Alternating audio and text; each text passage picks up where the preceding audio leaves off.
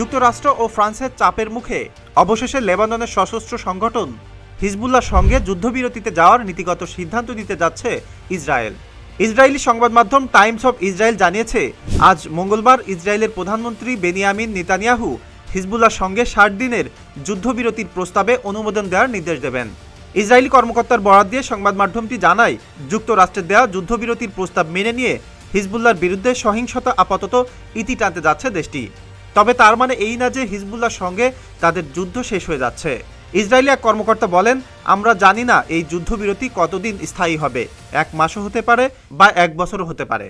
লেবাননের সূত্রের বরাত দিয়ে সোমবার রয়টার্স জানিয়েছে, বিদায়ী মার্কিন প্রেসিডেন্ট জো বাইডেন ও ফরাসি প্রেসিডেন্ট ইমানুয়েল মাখো যত দ্রুত সম্ভব যুদ্ধবিরতি চালুর চেষ্টা করছেন।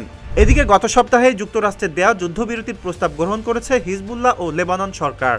কিন্তু 18 নভেম্বর ইসরায়েলের পার্লামেন্ট সেনেটে দেওয়া এক বক্তৃতায় নেতানিয়াহু জানান, লেবাননের যুদ্ধবিরতির প্রস্তাব গ্রহণ করা হলেও সুনির্দিষ্ট লক্ষ্য পূরণে অভিযান চালিয়ে যাবে ইসরায়েলি বাহিনী।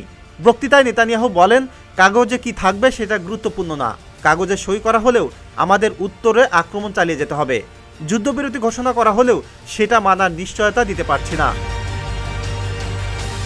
সেপ্টেম্বর থেকে লেবাননে আক্রমণের মাত্রা বাড়িয়ে দিয়েছে ইসরায়েল। হিজবুল্লাহর শীর্ষ নেতাদের হত্যা করার পাশাপাশি দক্ষিণ লেবাননের কার্যত নিয়ন্ত্রণ নিয়েছে ইসরায়েলি প্রতিরক্ষা বাহিনী IDF। জবাবে হিজবুল্লাহও পাল্টা আক্রমণ অব্যাহত রেখেছে। সোমবার ইসরায়েলের বিভিন্ন স্থাপনায় প্রায় 250টি ক্ষেপণাস্ত্র নিক্ষেপ করেছে তারা।